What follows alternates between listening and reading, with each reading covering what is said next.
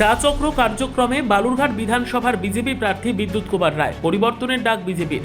বালুরঘাট শহরের আত্রি বাদ কলোনি এলাকায় চা চক্র কার্যক্রমের মাধ্যমে সাধারণ মানুষের সঙ্গে সরাসরি আলাপচারিতায় অংশ নিলেন বালুরঘাট বিধানসভার বিজেপি প্রার্থী বিদ্যুৎ কুমার রায়। নির্বাচনী প্রচারের অংশ হিসেবে তিনি মানুষের সঙ্গে রাজ্যের বর্তমান পরিস্থিতি এবং উন্নয়নের সম্ভাবনা নিয়ে আলোচনা করেন। বিদ্যুৎ কুমার রায় বলেন, পাল্টানো দরকার, চাই বিজেপি সরকার।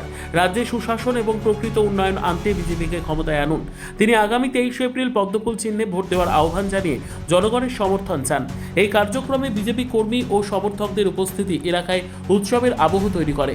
স্থানীয় বাসিন্দারা তার বার্তা শুনে উচ্ছ্বসিত বলে জানা গেছে। সংবাদটি নিবেদন করছেন স্বস্তিলোক উৎসব ভবন, গঙ্গারামপুর, দক্ষিণ দিনাজপুর। আজকে ছিল সবজি বাজারে জনসম্পর্ক।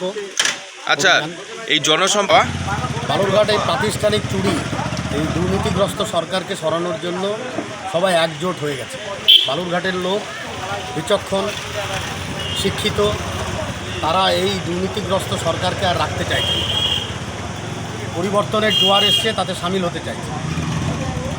উন্নয়নের যেটা চলছে সুকান্তবাবুর যে জোয়ার, সেটাতে সবাই সামিল হবেন এবং তারাও বলছে আমরা সামিল হয়েই আছি। এটা বিজেপির গড়, সুতরাং কোনো অসুবিধা নেই।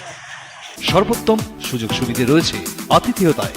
সুপরিচিত স্বস্তিলোক উৎসব ভবন, অতিথিদের যে কোনো অনুষ্ঠানের জন্য উপযুক্ত ওয়ান স্টপ ডেস্টিনেশন। আমরা আপনার বিশেষ অনুষ্ঠানটিকে অবিস্মরণীয় করে তুলি। স্বস্তিলোক উৎসব ভবন, শিববাড়ি রোড, গঙ্গারামপুর, দক্ষিণ দিনাজপুর।